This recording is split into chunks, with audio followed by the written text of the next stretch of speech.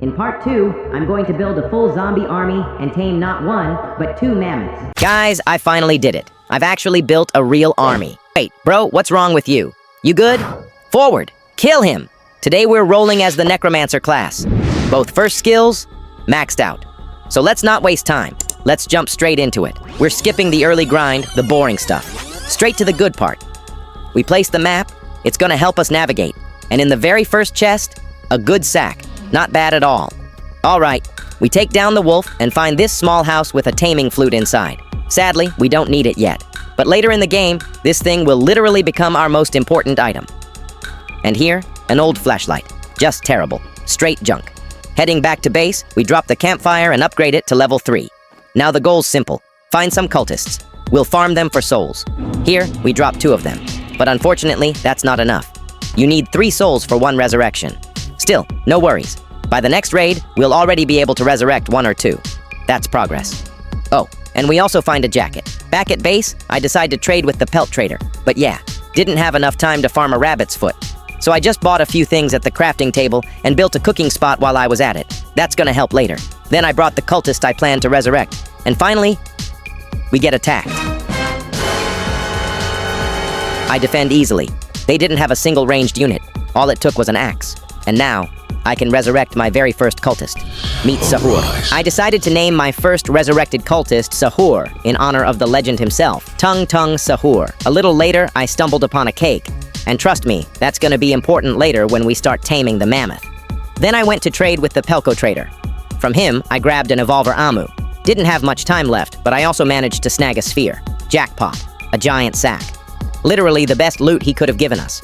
Caught it in the last 2 seconds. Barely made it. After that, I built a boost, so I could move faster across the map. Since the map's already upgraded to level 4, it's time to cover some ground. And finally, we found more cultists. And bro, look at this. Our only cultist just wipes out his own kind. Absolute monster. No one can even touch him. He's completely OP, just cracked beyond reason. Then we take down a bear ourselves and resurrect another cultist.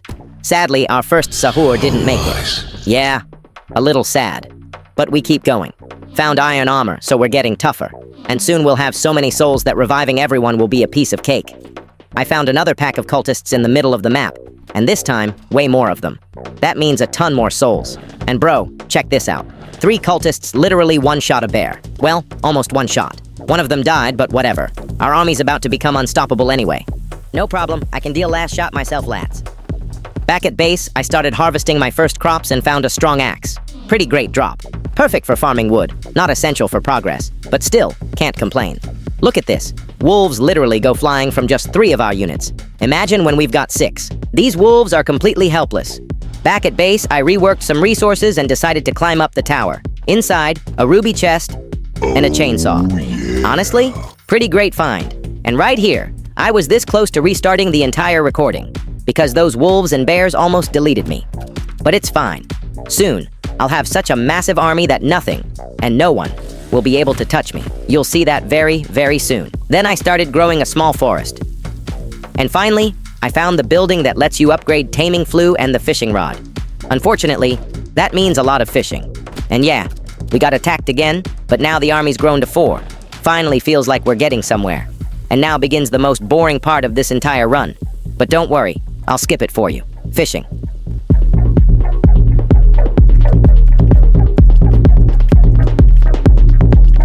A bit more. Yeah, it took a while. I had to catch a ton of fish just to reach better quality ones.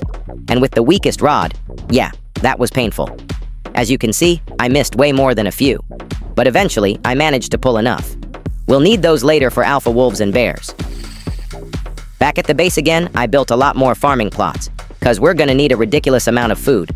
At one point, I'll have over 100 stews ready. Now, with our incredible army of death, the wolves can't do anything against us. One command, and they're completely wiped out with a single hit. Even the bear, who seems like a terrifying monster impossible to kill barehanded. My soldiers do not buckle or yield when faced with the cruelty of this world. My soldiers push forward. Now it's taming time. But first, again, the boring part. We need to tame some weak animals, only to release them right away.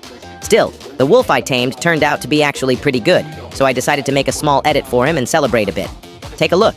I think it looks cool. It's our first tamed animal in a run. We should respect this, bro. No cap. But we let him go. The second wolf, we also have to release. Oh, my key got stuck, and my guys killed him. Thank God, in another situation that wolf could have killed me, and the game would have been over. But the auto warriors just obliterated him instantly. We tamed the second wolf as well, and again, release him right away, since we don't need him. And soon, we'll be able to upgrade our wand to level 2. For that, we only need one rabbit. The rabbit is tamed with a single carrot. And yeah, it's ready for the upgrade. And so we are ready too. We run straight to the building made for wand upgrades and get a good level wand, but unfortunately for the mammoth, we need a perfect level wand. Perfect, the final second level. For some reason, this wolf couldn't be tamed, but that's fine. We keep fishing. And as always, fishing is such a tiring and annoying process because the new fish we need just won't drop. Finally, we upgrade our fishing rod, and perfect. We've upgraded it to level 2. Now we're getting good quality fish. As you can see, really, really solid catches. No more of that useless white salmon. Nobody needs that one. We're reeling them in. And yeah, this is honestly the most boring process in the game, I swear. Fish, come to me. You really attract me. And now this wolf we can finally tame. We start the process, and he needs exactly the kind of fish we've been catching this whole time. As you can see, they changed his taming recipe, and the first wolf is tamed. He's actually pretty strong, so we'll keep him as part of the main army until we tame a mammoth or maybe a bear. Alright. Feeding the last wolf now, but we run out of food, so I had to rush back to base, grab everything I needed, and sprint back as fast as possible, because I was really afraid of losing him somewhere in the forest, and wasting all those resources for nothing. I felt really stupid for getting the fish. I tried so hard and got so far, but in the end, oh, wrong channel. We upgrade our flu one last time, and now it's max level, good enough to tame even the strongest animals. Then I decided to enter stronghold, just to test how strong my wolves really are. Unfortunately, they couldn't go inside, so I had to do everything myself. But on the bright side, I farmed enough souls so I won't have to worry about that for the rest of the game. I cleared the first floor, easy. The second floor went down to my pistols just as fast, barely even a challenge. And the third floor? Same story. So I figured, why wait? Let's just open every chest right now. Ruby chest, another chainsaw, useless. I've got 3 of them already. Diamond chest, and yeah, as usual, nothing good. So I finally decided to buy myself a hat, the first one, so I could start exploring the cold region where the mammoth might be hiding.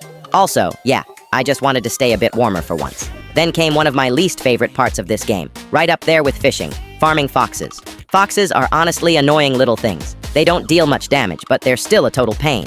They always roll up in packs, and it's basically impossible to focus my units on a single target. Still, we handled it.